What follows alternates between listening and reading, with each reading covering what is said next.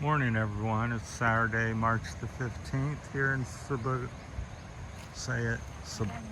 Sabayagan, Palawan. We're at the underground river takeoff point where people take their trips to the underground river. So that helps you out a little bit. They got a zip line here we tried yesterday. So today we're just going to walk some of the back roads in town. So that's the beach there. We're on just behind it. There's like a little service road here that the local business and people walk on. Then you can walk on the beach over there. So just beautiful with the big mountain backdrops and everything. So that's the South China Sea, I believe. Then that's what I've been calling it. I seen on the map where it was. I assume the whole coastline's the South China Sea, but maybe not. I am an expat here, so don't know everything, so I can stand to be corrected. Anyhow, we'll walk up the road. Hopefully dogs won't bark at us. We walked some of this yesterday. I just didn't film it. We got a late start, so it was already getting warm. So right now it's about 7:30 in the morning on a Saturday here in Palawan. So these are places you can stay overnight or rent for the. It's hard to see there, but there's about a dozen of them that they all look the same, like a grass thatched roof, coconut palm or grass thatched, and there's a bunch of them down through there. I think them might be 2,500 to 3,500 a night. But this is like a back entrance to the resort some of the local people use and get to the various main resorts here. So they have more direct access because you can't drive up the beach, so you come in kind of at the back side. So, but this is a lot of what you see, especially if you get up in the mountains, is the way the Philippines looked all over. A lot of huge native trees. Some of them look like to be 100 to 150 feet high, which you don't see in a lot of different parts of the Philippines. Everybody, I've heard it said that this is like the Alaska of America, you know, kind of the last frontier and the wild place where there's lots of not necessarily unexplored things, but not, you know, most people haven't seen. Still, I would say maybe half the island maybe doesn't have electricity, you know, or maybe good internet. So it's a mixed bag. Then you can, Puerto is pretty ultra modern, very friendly and a lot more open feeling than say like Iloilo or Manila. Very congested, not many green spaces. Puerto, you step off the plane even at the airport and it's, you know, kind of fresh air.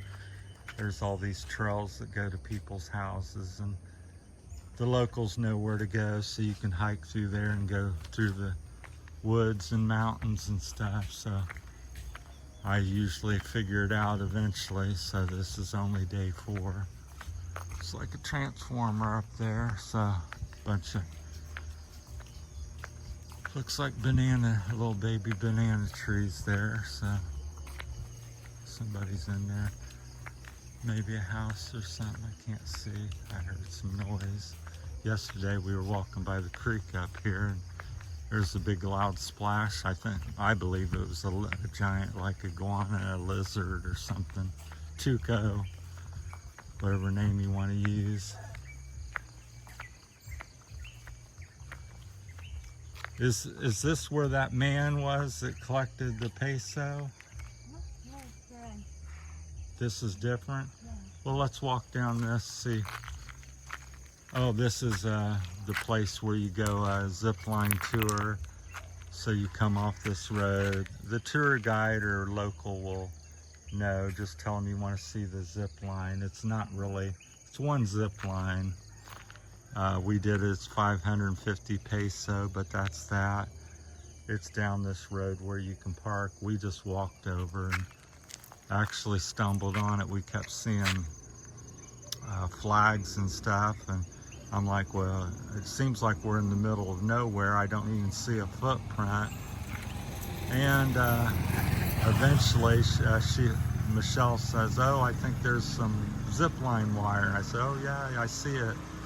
And we figured out that was the hut to the zip line where it ended. And then I zoomed in on it and seen the place where you jump out off the mountain. You're up probably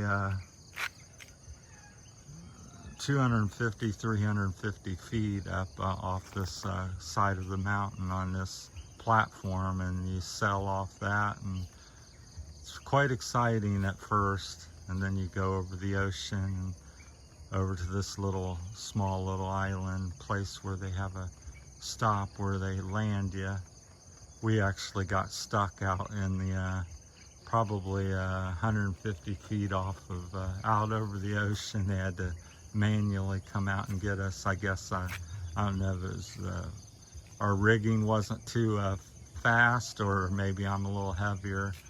I'm not that big. I'm tall, but I'm only maybe a couple 100 pounds, like 95 kilo. A little bigger than a Philippine person, but not that much. It's not like I weigh 300 or 400 pounds. So we'll walk you down this road. We went up there the other day, but just surrounded by beautiful mountains. They do have a cell tower. You can kind of see it in between the bushes if you look real close by the coconut tree there. You can kind of see it. So you do have internet reception.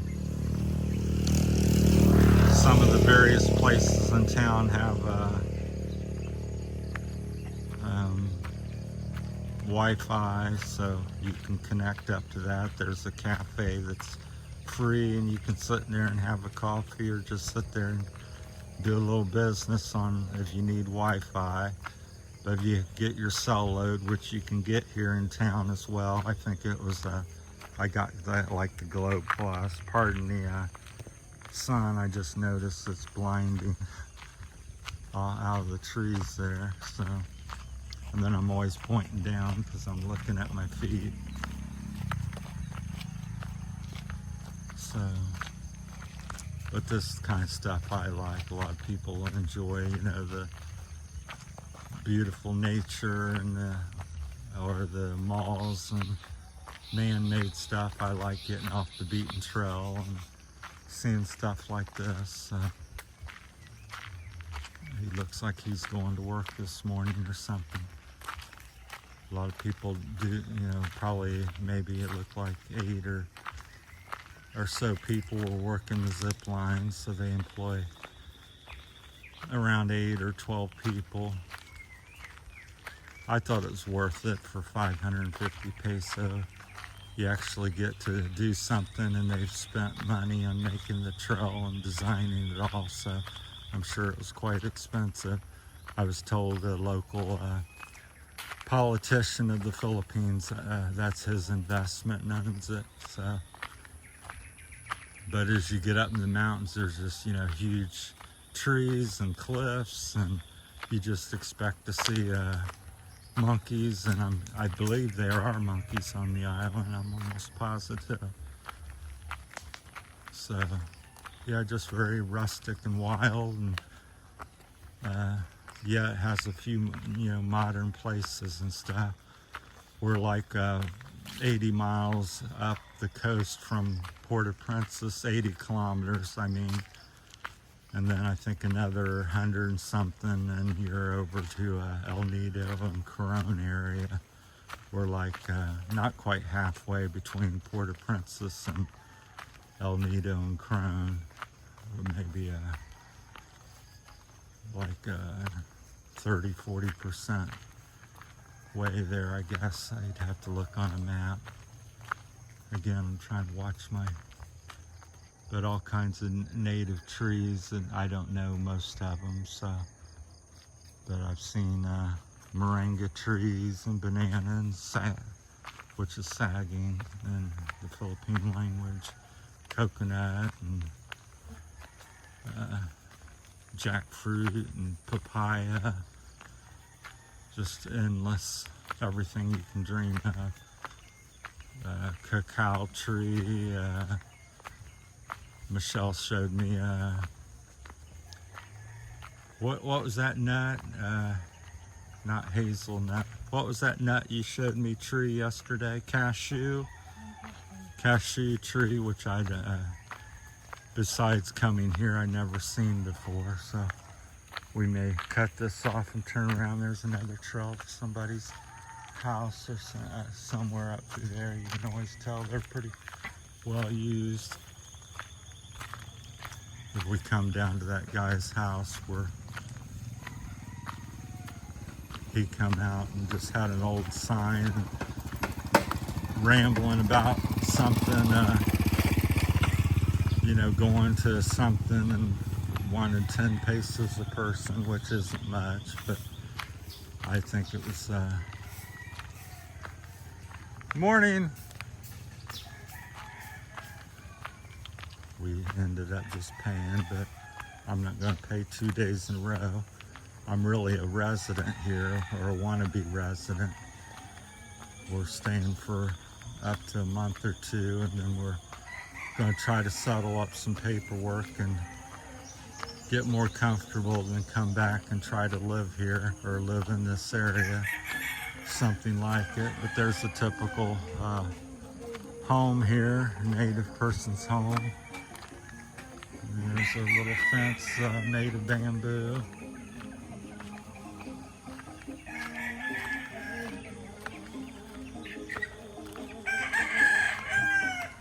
And the usual roosters and chickens and the boy pigs and dogs, chicken dogs, and some sort of music usually. So this is going back to the one place. All right,